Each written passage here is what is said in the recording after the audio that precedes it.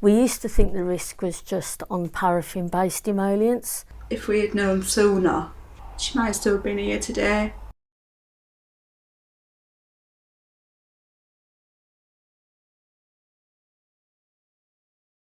Fire service has seen firsthand how quickly fires can spread and develop where emollient skin products and fabrics are involved. It's important we're all aware of the risks so we can take steps to protect those people that we care for. Emollients are applied directly to the skin and they're moisturisers which hydrate and soothe dry skin conditions such as psoriasis and eczema. They're available in many different forms including creams, lotions, ointments and sprays. Emollients can be prescribed or you can buy them over the counter in a supermarket.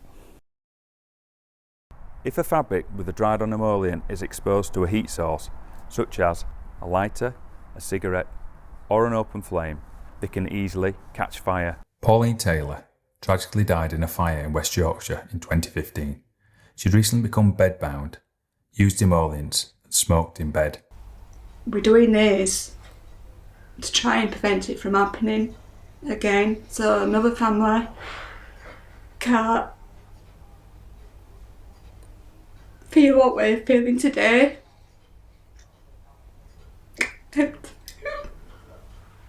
Robert Chilvers sadly lost his life in fire in Norfolk. Robert was bedbound, he was a heavy smoker, he was a heavy drinker, and he used lots of emollient skin products. So we've both had tragic incidents happen within our services. In Norfolk we had Robert Chilvers, and in West Yorkshire you've had Pauline Taylor, that both sadly lost their lives in fire.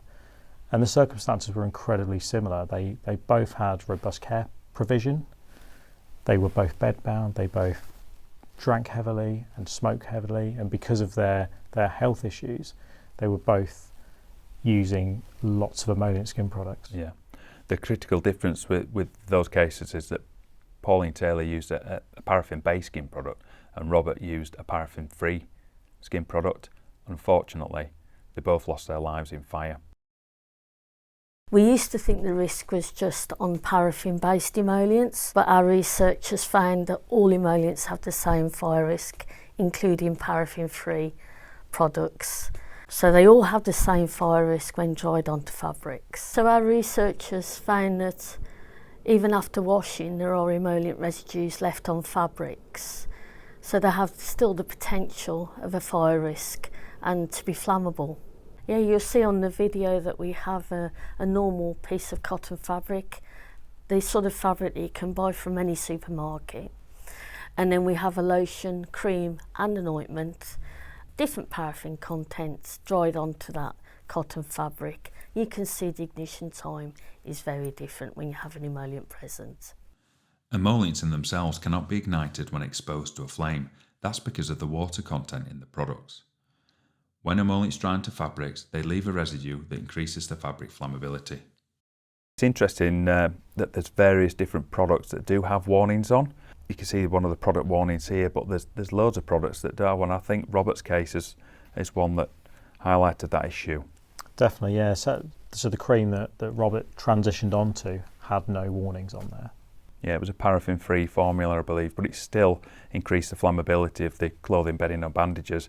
That's the most important message, isn't it? That any emollient skin product, because of the makeup and the stuff that's in there, if dried onto fabrics, increases that chance of ignition, that flame growth, the flame temperature, and causes a really significant risk.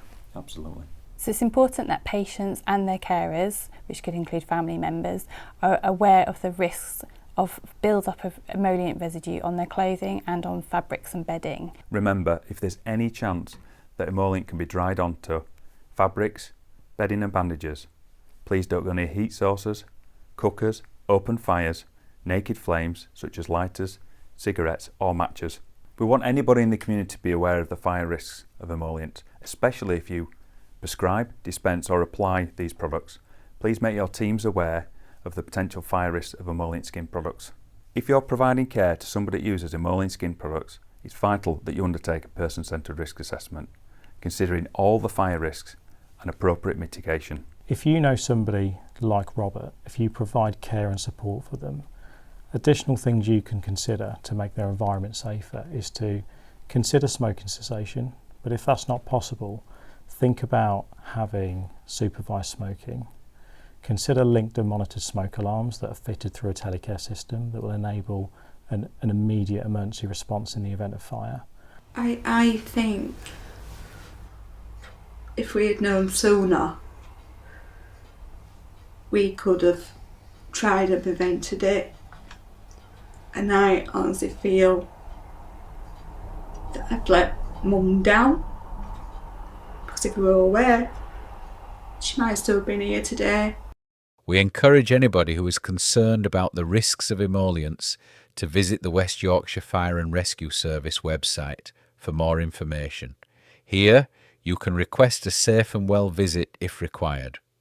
You can also visit the NFCC website or the MHRA website. Thank you.